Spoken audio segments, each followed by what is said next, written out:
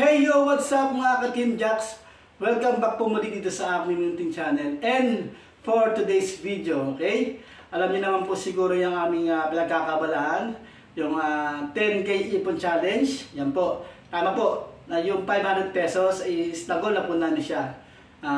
Napuno na po namin yung slot. Ito po yung aming data. Yan. Kung nakikita niyo yung 500 pesos, yan po. Naka-left na po siya, naka-X na po. Meaning, napuno na po namin yung 10,000. Bali, nag-start po kami dito noong last December 29, 2024. And nag-end po kami kahapon lang, March 28, 2025. So, ito na po yung aming naipon. Yan. Take pa 500 pesos. Yan. Makita nyo, ayan, ito po. So, bubuksan na po namin ang aming alkansya para mabilang lang po natin siya. Okay? Tayo nyo po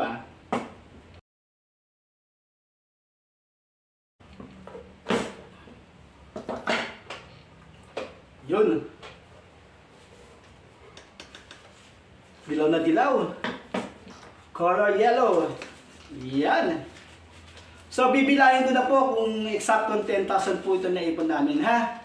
So, ito na po.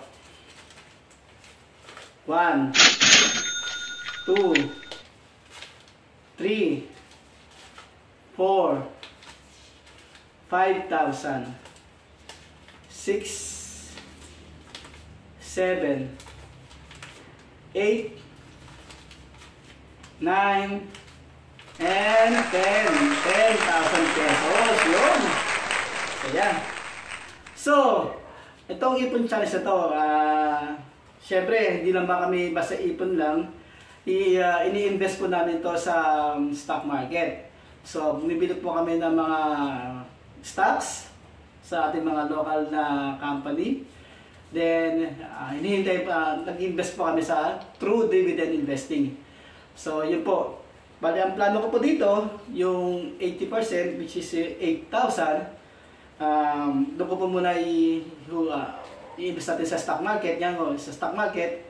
Then, yung natitirang 2,000, yan, yung 20%, i-invest naman po natin ito sa different investing platform.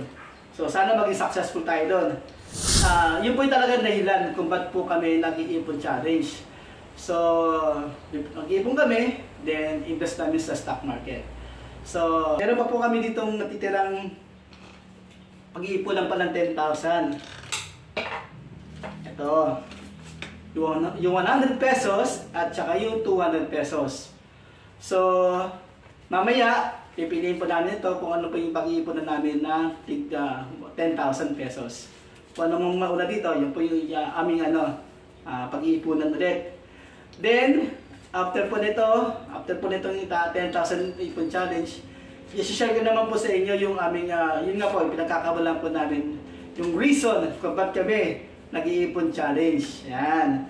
Yun po yung dividend investing sa ating local stock market sa Philippine Stock Exchange.